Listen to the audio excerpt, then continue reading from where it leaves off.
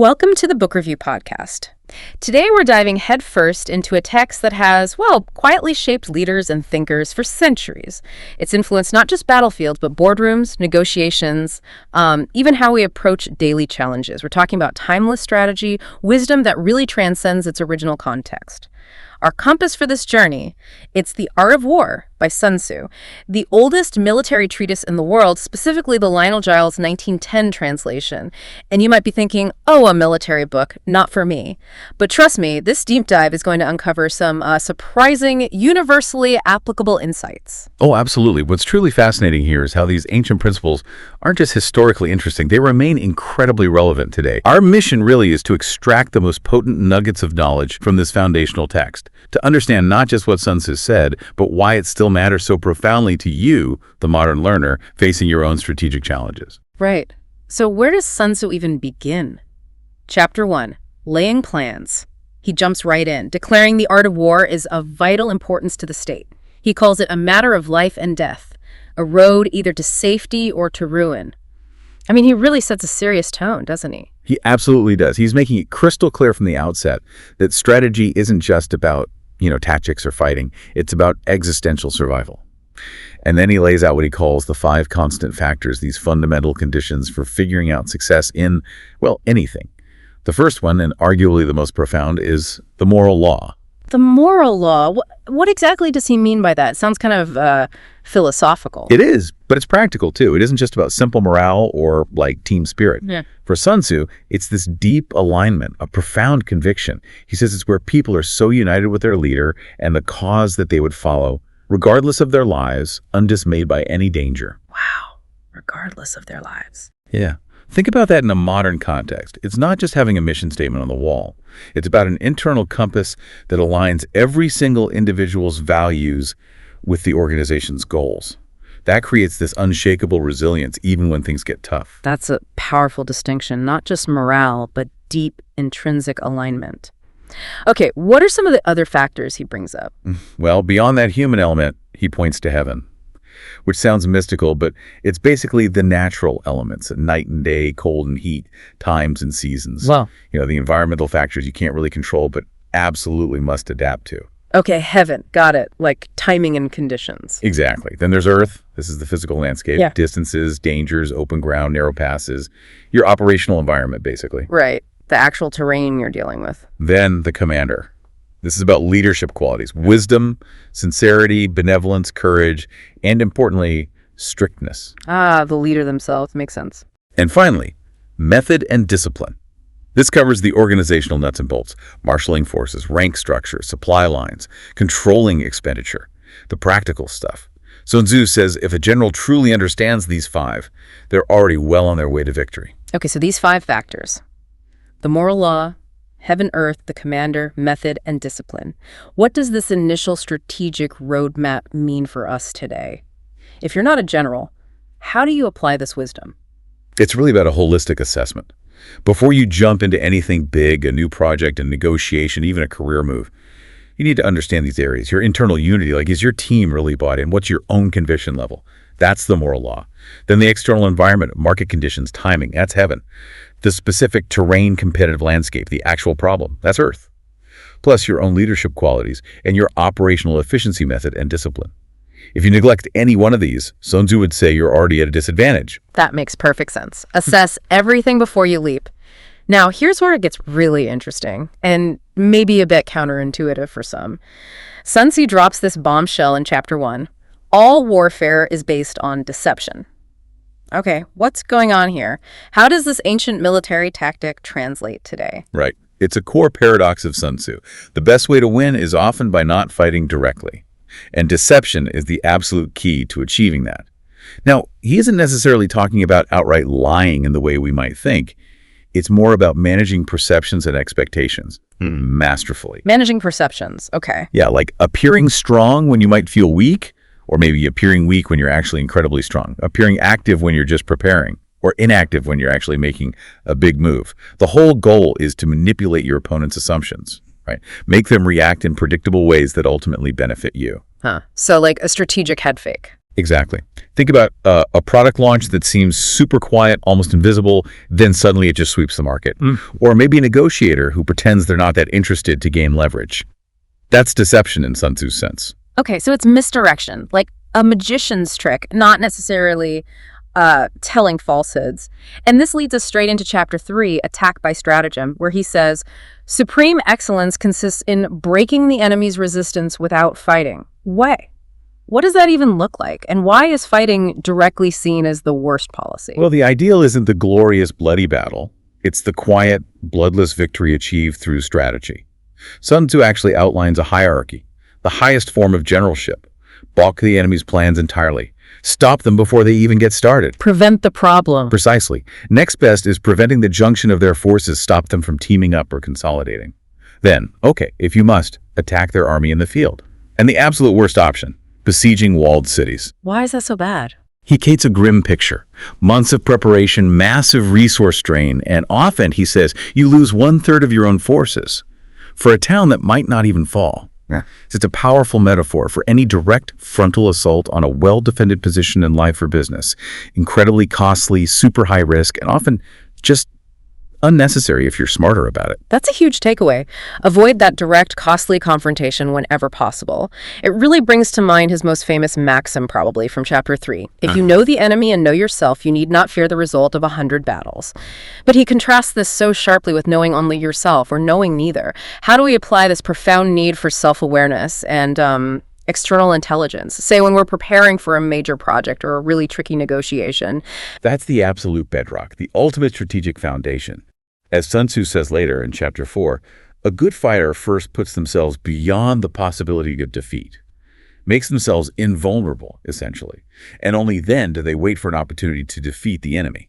It's not about rushing into battle. It's about building an unassailable position before you even think about engaging. Build your defenses first. Exactly. For a project, this means meticulously understanding your team's real capabilities, your resources, your weak spots, your true objectives. What are you really trying to achieve? For a negotiation, it's knowing your absolute walkaway point, your key strengths, but also your counterparts' likely motivations, their weaknesses, their priorities, what do they need. Only when you've done that deep internal and external homework are you truly ready. And often the battle, as you say, is pretty much won before it even begins, because you've already created this overwhelming advantage through knowledge. Fascinating. So planning, deception, self-knowledge. Once you've laid those foundations, how do you actually execute, especially on a larger scale? Sun Tzu then gets into managing forces and leveraging strengths in chapters 5 and 6, talking about energy and weak points and strong. Right. And he makes this really interesting point. Controlling a large force is fundamentally the same as controlling a small one. It just comes down to effective organization, clear signals, and leveraging momentum or energy. He details 2 main methods of attack: the direct, the obvious approach, and the indirect, the surprise, the flanking maneuver, the unexpected angle. Direct and indirect. Yeah, and what's truly insightful is how their combination creates, as he puts it, an endless series of maneuvers.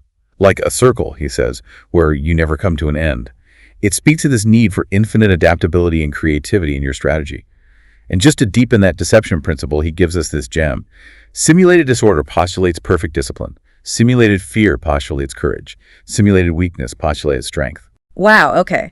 Simulated disorder postulates perfect discipline. I love that. Seems so paradoxical, doesn't it?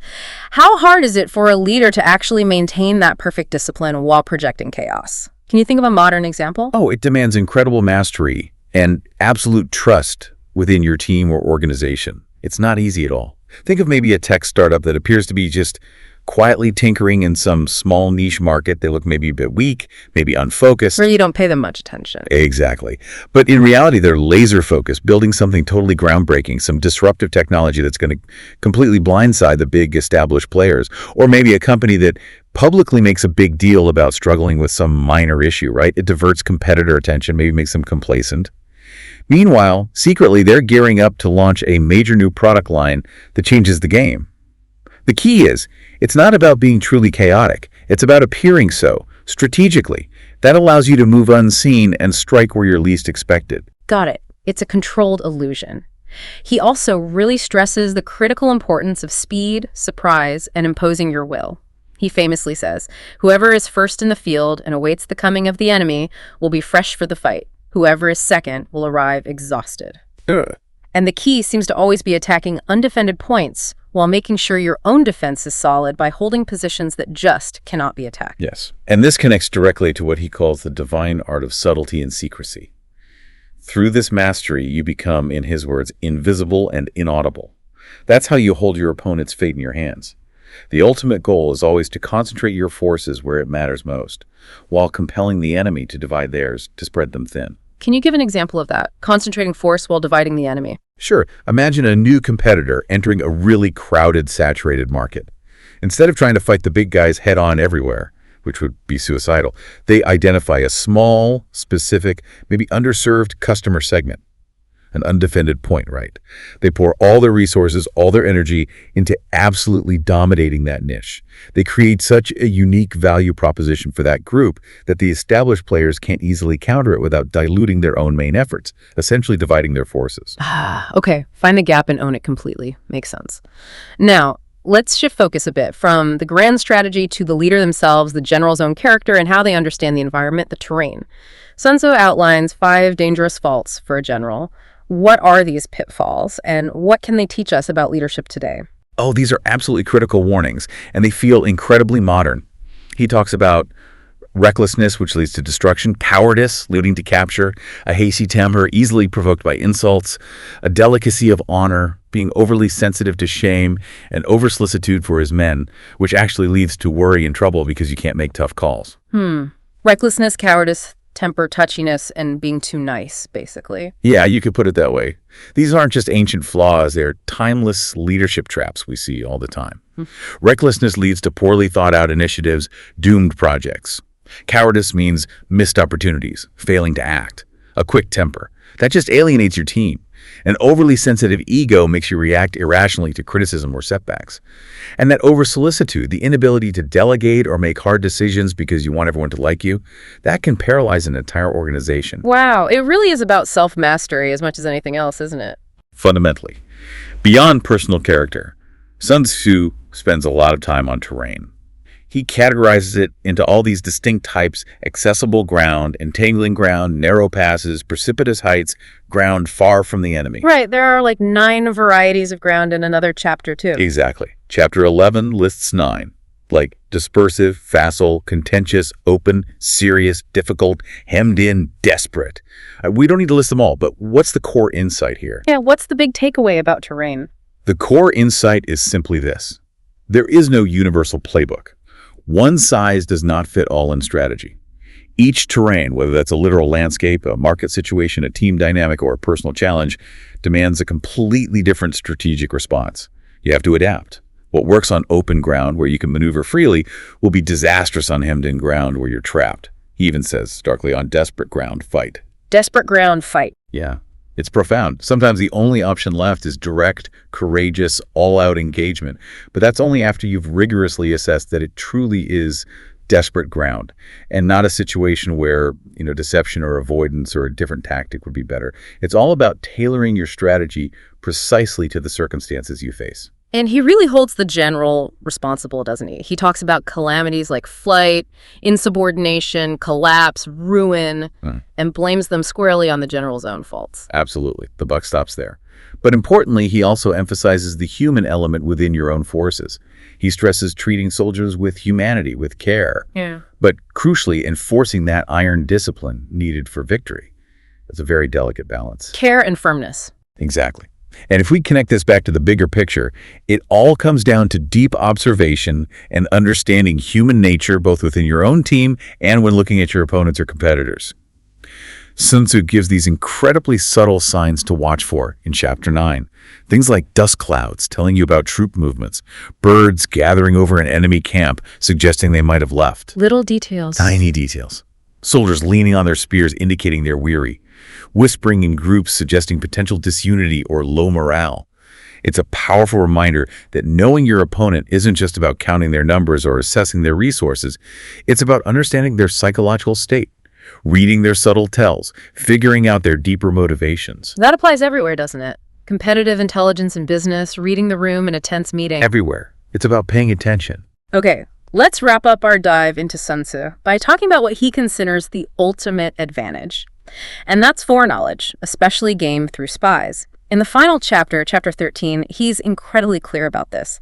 He says crucial foreknowledge cannot be elicited from spirits, nor can it be obtained inductively from experience. You can't guess it or just figure it out from the past. So where does it come from? He says it can only be obtained from other men, from human intelligence. Spies. He breaks down the whole art of espionage into 5 distinct classes, each with a specific job. You've got local spies, people who live in the district you're interested in. Inward spies, who are actually officials on the enemy's side. Doomed spies, who you deliberately give false information to, hoping they get captured and mislead the enemy. Okay, those make sense. But then there are the 2 really key ones, especially converted spies. These are the enemy's own spies that you manage to turn to bring over to your side. Sun Tzu calls these the most important type. Why the most important? Because they already understand the enemy's inner workings. They have access, they have context, they can deliver intelligence with unparalleled accuracy. And then, finally, you have surviving spies, the ones who go out and actually come back with authentic news. It sounds like a really sophisticated intelligence network he's describing. He stresses extreme secrecy, being very generous with rewards, and needing real intuitive sagacity, sharp judgment to manage these agents effectively. He says no one in the army should be closer to the general or rewarded more highly than spies. So for you listening, where do you get your most critical, unvarnished information? It's a really interesting question. It absolutely is. And Sun Tzu concludes this whole section by saying that the enlightened ruler and the wise general use the highest intelligence of the army for purposes of spying, and thereby they achieve great results. It's about valuing intelligence at the absolute highest level, recognizing it as the foundation of any effective strategy, and investing properly in those channels, those people, those methods that give you true, unfiltered insight into your landscape and your competitors. It's about knowing what's really going on beneath the surface. So if we try to synthesize some of the really key overarching themes from The Art of War for you listening, there's this constant emphasis on the heavy cost of prolonged conflict, whether that's an actual war or a drawn-out legal battle, or even just a pointless, draining argument. Avoid it if you can. Definitely. Cost is huge. There's a massive push for strategic caution over just reacting emotionally. Remember that quote. Move not unless you see an advantage. Use not your troops unless there is something to be gained. Fight not unless the position is critical. Be deliberate. Think before you act. Always. And always, the leader's ultimate role isn't just to win battles, but to protect their people, their country, their organization, and ultimately maintain peace and stability. And underpinning absolutely all of this is that core idea of constant adaptation. Being like water, as he says in chapter 6, shaping its course according to the ground it flows over, never rigidly sticking to a plan just because it's the plan, especially when circumstances have clearly changed. The enduring wisdom of the art of war, I think, isn't just in the ancient tactics. It's in its universal application to strategic thinking. It's relevant whether you're on a historical battlefield or navigating a modern boardroom negotiation. It's about how to be effective, how to be resourceful, and ultimately, how to be victorious, often by working smarter, not just harder. So, what does all this mean for you today? We've talked about grand strategy, the surprising power of deception, maybe better thought of as perception management, the vital need to understand your terrain, whatever that looks like for you, and the absolute importance of good intelligence, of knowing yourself and knowing your situation. We've seen that victory often comes from cleverly avoiding the fight, knowing yourself inside and out, maybe knowing your opponent or challenge even better. So I really encourage you to consider how these principles, awareness, preparation, strategic deception, or perception management, adaptability, how they might apply to your own challenges right now. Whether you're navigating a career change, dealing with a complex relationship, or simply striving for personal growth. And that brings us to our final thought for you to mull over. If mastering yourself and truly understanding your terrain are the ultimate keys to victory in any endeavor, where do you begin your next strategic deep dive? Thanks for listening to the Book Review Podcast. If you enjoyed this episode, don't forget to subscribe, share, and leave a comment. See you next time.